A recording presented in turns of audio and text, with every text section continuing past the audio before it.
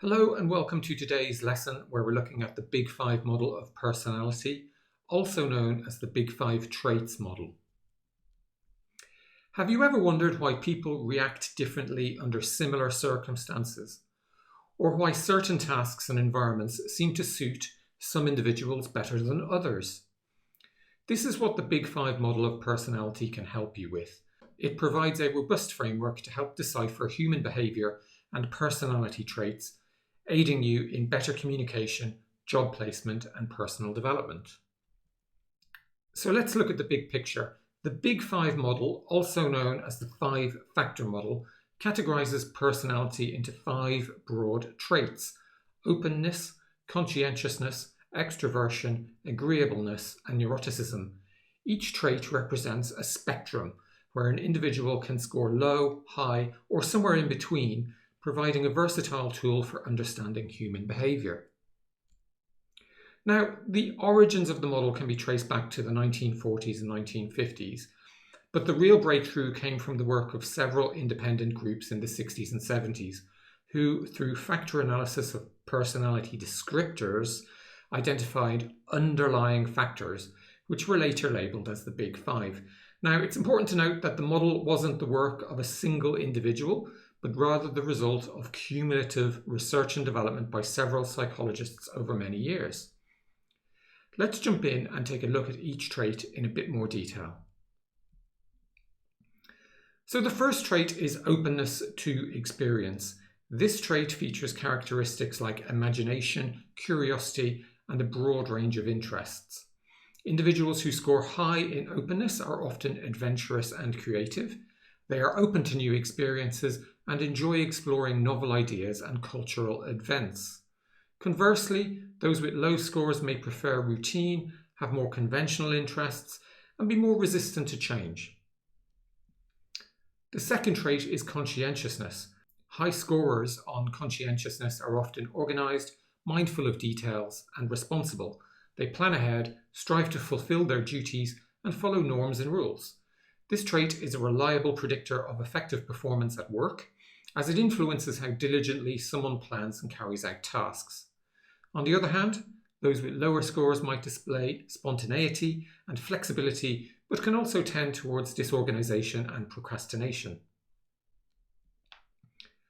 The third trait is extraversion. This involves the extent to which individuals are outgoing, sociable, and energetic. Extroverts enjoy and actively seek out social interactions and are often perceived as talkative and assertive. They generally feel energized by being around other people.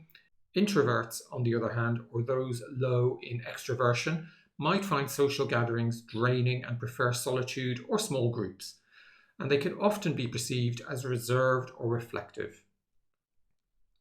The fourth trait is agreeableness. This trait reflects attributes like trust, altruism, kindness, and affection. High scores on agreeableness are typically cooperative and compassionate towards others, making them well liked in social and work settings. They tend to avoid conflict and strive for harmony. Conversely, individuals scoring low may be more competitive or challenging, often skeptical of others' intentions. And the final trait is neuroticism.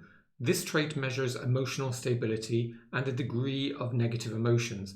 Individuals who score high on neuroticism may experience stress, anxiety, and mood swings more frequently and intensely than those with lower scores, who tend to be more emotionally stable and resilient to stress.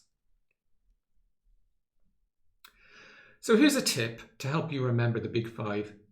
So the Big Five personality model is often commonly called the OCEAN model.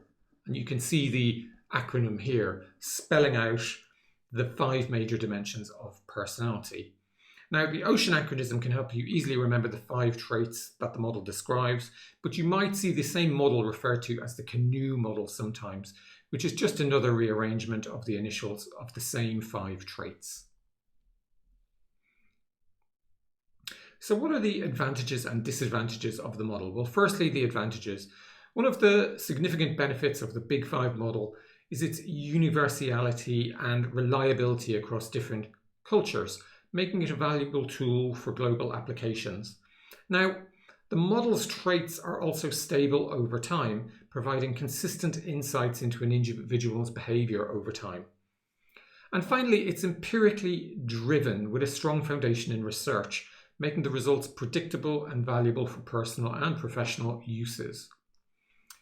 Next, let's take a look at the disadvantages. So the main disadvantage lies in its simplicity and the high-level nature of the categories, which can overlook nuanced aspects of personality. Furthermore, the model focuses on general dispositions and does not account for personality changes that can occur over time, maybe due to external circumstances or maybe internal growth. So the final disadvantage is the model focuses on traits which are long-term stable characteristics. And it's important to distinguish these from states which are temporary and situational. So the model primary helps you understand the enduring aspects of personality rather than the short-term emotional states. Let's look at an example.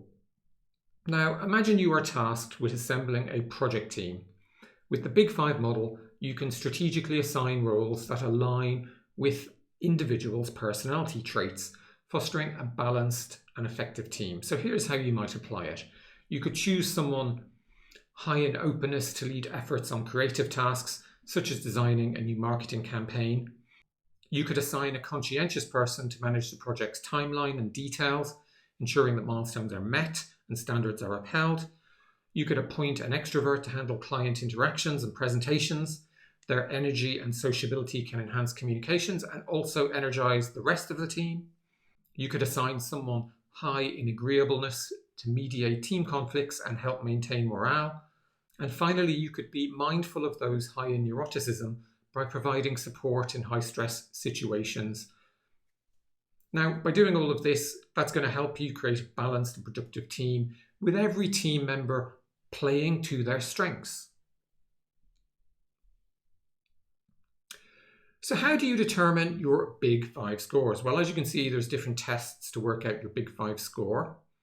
But the one I recommend you start with is the Big Five inventory. That's the third one you see here. This is the shortest test, typically consisting of around 44 items or 44 questions that measure the 5 major dimensions of personality. It's widely used in psychological research and is praised for its brevity and effectiveness. So what's our take on this tool? Well, despite some criticisms, the Big Five model of personality is a powerful tool for understanding human behavior. It is practical and useful in various settings, including workplace management, education, and personal growth. By leveraging this model's insights, you can enhance your interpersonal interactions, optimize your team's performance, and that makes it a useful resource to have in your toolkit. Now, personally, I don't find assigning tasks by personality to be that beneficial. I prefer to assign the most important tasks to my best people, usually those with the strongest work ethic. However, it can be a good way to approach task assignment for non-critical tasks. That's it for this lesson. Really hope you enjoyed it, and I look forward to speaking to you again soon.